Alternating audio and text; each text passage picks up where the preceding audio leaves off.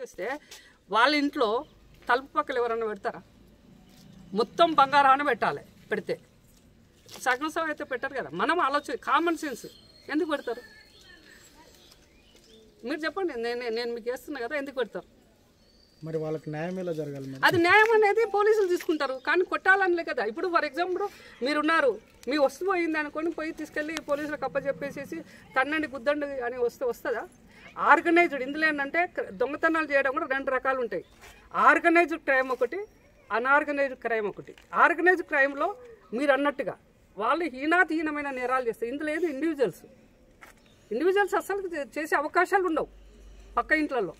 అది కూడా పెద్ద ఎత్తున మొత్తం తీసుకొని వచ్చి 10 లక్షలు తీసుకొని వచ్చేసేసి అందులో 9 లక్షలు తీసుకుని 1 లక్ష ఇక్కడ పెట్టేస్తారు. అట్లా జరగదు, ఊహ కూడా అందదు.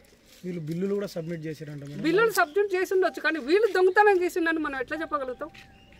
బిల్లులు సబ్మిట్ నేను బంగారము దొంగతనం జరగలేదని నేను అనలే. ఇప్పుడు వాళ్ళు కూడా అంటుంది ఏంటంటే నిజ నిర్ధారణ జరిగి మాకు న్యాయం చేయండి అనేది.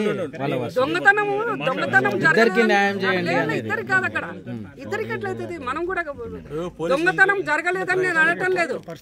దొంగతనం జరిగి ఉండొచ్చు, వాళ్ళు చెప్తున్నారు, వాళ్ళు బాధపడుతున్నారు, కానీ ఆ దొంగతనం ఎవరు చేశారా అనేది కావాలి.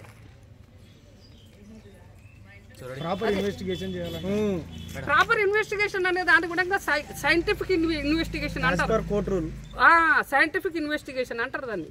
ప్రాపర్ కూడా ఇవాళ రేపు అన్నాడు. ప్రాపర్ అనే దాన్ని కూడా వాళ్ళు ఏమంటున్నారు? గుద్దడం అని అంటున్నారు. ప్రాపర్ అంటే 3rd డిగ్రీ వాడడం అని అంటున్నారు. ప్రాపర్గా సైంటిఫిక్ ఇన్వెస్టిగేషన్ అనేది చాలా ఇంపార్టెంట్. సైంటిఫిక్ అంటే వీళ్ళకి ఎంత సైకలాజికల్ ట్రీట్మెంట్ చేయాల్సి వస్తుంది. సైకలాజికల్ ట్రీట్మెంట్లో ఈజీగా బయటపడతారు నిజంగా దొంగతనం చేసే వ్యక్తులని. అది ఎందుకు చేస్తలేరు? ఇప్పుడు ఇట్లా అంటున్నాను కాదు, మనం మీడియా వాళ్ళు కూడా